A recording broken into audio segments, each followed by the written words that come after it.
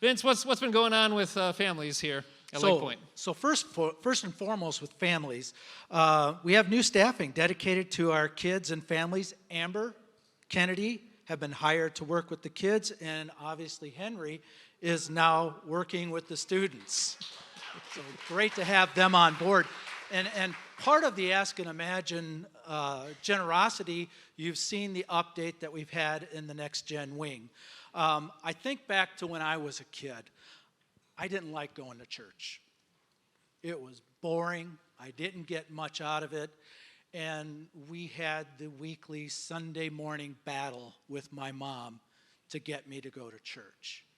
And with all that we've done in the Next Gen, with the wonderful people back there, with the updates, it's warmer, it's more welcoming, it's fun. And I truly hope that the kids here want to come to church instead of have to come to church. In the Next Gen Wing, the kids are singing songs about Zacchaeus, and they're learning Bible studies such as Noah's Ark, and later the parables that Jesus had taught. And as they continue to grow, they learn to apply what they're learning in their everyday lives, and they learn to come to understand God's immense and wonderful love. You see, Next Gen is not a daycare center where we put our kids so that we can attend this service. No, for most of those kids, it is the start and the building of a relationship with our Lord and Savior, Jesus Christ. This is why we have put so much into the kids' wing. This is why we put kids at the top of our priority here at Lake Point Church. It's really fun to hear you talk about it your way, because I know so many people share that same heart for the kids that are here and near.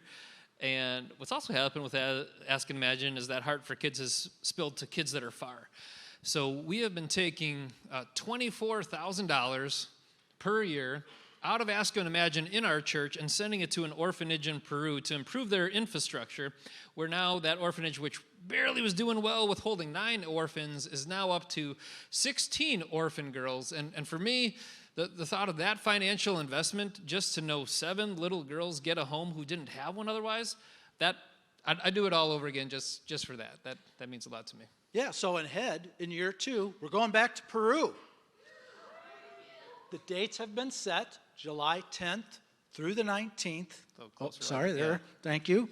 The dates have been set, July 10th through the 19th. We have a no commitment informational meeting on October 26th, 2 weeks from today, for anybody who's interested in possibly taking part of this trip. Also, students, 7th through 12th grade, there is a one-time only 50% Ask and Imagine scholarship available to those students. We would really love these students to have the opportunity to have this worldview shaping experience in Jesus. It's really going to grow our students by getting together with those students over there. So love to have you participate in that. We only do this every other year. So if you want your kid to participate in the next 24 months, do it this next July. And it's a heck of a lot cheaper than a band trip here in Muskego. So all right, turn the page in your booklet over to Family Central. Family Central is a catch-all title for everything we do for all kinds of families, whether we're talking men's, women's, blendeds, 55 plus.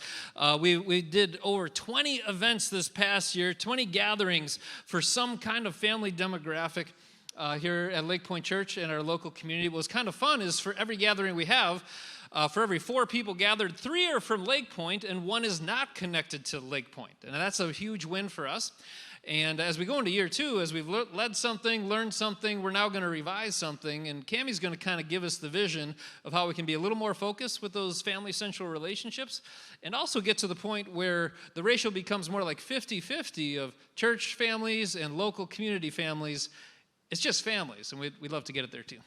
Yeah, our vision for Family Central has always been this bridge, right, between church and community, and to offer resources to not only the people in this building, but to Muskego, to New Berlin, to Hills Corners, to Franklin, to all the surrounding communities. And we've done a really good job of putting together 20 invite-worthy events over the last year, and I'm gonna be honest, the 1 in 4th, it just means that we just didn't get far enough beyond our doors, right? And so our goal is really to, in this next year, hone in on what the needs of our community are and to make it as accessible as possible. And so I want you to picture something with me. Picture one day where we open up this whole space, we open our home, and we pack it full of people. And there are tons of things going on, a variety of things for all different types of families in the community. Things like maybe a financial planner is here to share some tips and tricks. Maybe a family counselor is here. Maybe there's like a really cool student hangout and some food trucks. Maybe there's a movie night for kids, like a toy swap. You know how many toys little kids have that they grow out of so fast, or a clothing swap for young families, but then they get to connect too, right? Like the possibilities are literally endless. I could list 100 things that are going through my brain right now. But imagine like 9 a.m. to 9 p.m., we just have this variety of things happening in our building all day for all different types of families. And it really just meets our goal of helping families grow mentally, spiritually, emotionally, and do it in our home. So instead of all random times, house it under one 24-hour window and something like 5 times a year, Yeah. right? Okay. Yeah. That'd be great. I think that'd be great. I think we probably got to get to the message now pretty quick, but Yeah. one challenge we got to put in front of you, if you recall, if you were back here at the beginning a year ago, everything that we were putting in front of you for Ask and Imagine came with a $2.5 million 2-year goal. That's what it'd take to resource every single one of those goals. And the pledges and anticipating giving that we landed on was $2.2 million. So we're here at the halfway point, and we need to face a very important decision of, do we want to push forward with further generosity to do $2.5 million and therefore 100% of the projects, or is 2.2 what we have to work with, and so we scale all those ideas back to 90% of what we set out to do? Now's the month that we have to decide. So, Desiree, if you could give us a picture of things that we're getting to with the 90% and things that are waiting on whether or not we get to 100% or beyond. Yeah. So right now, if we stay where we are, there are things that will continue to be funded, like the furnishings in our children's ministry, also our amazing staff, and of course our orphanage in Peru. Those things will always stay. We will not take anything away from that. That'd be terrible, wouldn't it? It would, yeah, that's not going to happen. But if we don't quite make our goal at that time, some things we'll have to hold back on are kind of our Family Vision Center. That probably would have to be kind of cut in half. Yeah, it's not like we wouldn't do anything, but scale it down. Yeah, it will kind of be scaled down. However, if we do more than 2.5 million, which I'm not saying we have to, but you know, we do have a God, and He has been very generous in this Ask and Imagine. We could just go above and beyond a lot of things for our Family Vision Center, including things that could look like maybe refreshing our preschool area already, our little yellow bus. It's been here a long time, it's sentimental, but we could use a little refurbishing there.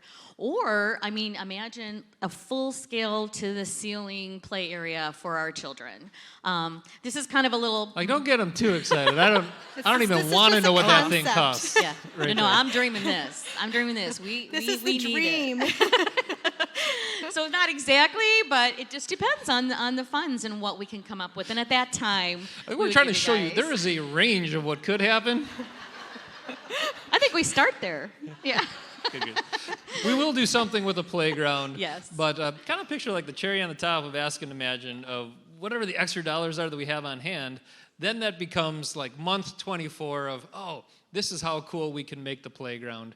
We're kind of using that as the capstone, and it should be pretty fun. So this time next year, that's going to go in there. Oh my gosh. I'm telling Stop. you. Take the microphone away from her right wish. now.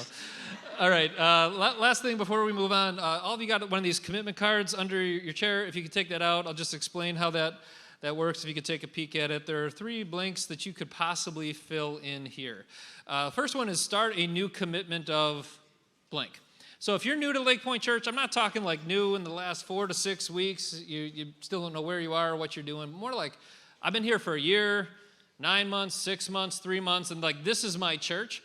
You might be the difference maker in filling out one of these pledge cards and saying, over the next 12 months, November 1st to November 1st, here is what you can count on my generosity to be. You might be wondering, why should I bother doing this? My giving's my giving. Like It helps us set a budget, is what it does. And so we can be financial planners with some responsibility. Every dollar that you give or have given already to Lake Point Church is going to Ask and Imagine. This is not like a number of, well, here's my normal giving and here's my extra giving. It's just giving during Ask and Imagine. And so if you want to help us start budgeting towards, yeah, we can do it, it helps for you to put down the number of what you think you would be doing in the next 12 months. It lets us plan. Number two, if you've already made a commitment to take this moment at the halfway point of looking at the numbers you committed 12 months ago and saying, can I finish this off in the 24 months? That too helps us understand, yeah, the 90% that we're planning on, tell us again, we can definitely plan on it because that, again, affects our planning. And the third and final box is if you're in a spot of, hey, my original commitment for 24 months was blank, but now that we're only 12 months away and I look at my resources and I look at the project list, you know what, I think I could do a little extra beyond what I told before. And so I will help fill in the gap, that $300,000 gap with another total. And what we do is you got one card, 3 or 4 weeks to think about it. On November 2nd, we turn these all in, and then we set a responsible budget for the year that follows and do as many projects as we possibly can. So that's how it works. Clark, so thanks so much. Can we thank Vincent Desiree for sharing with us?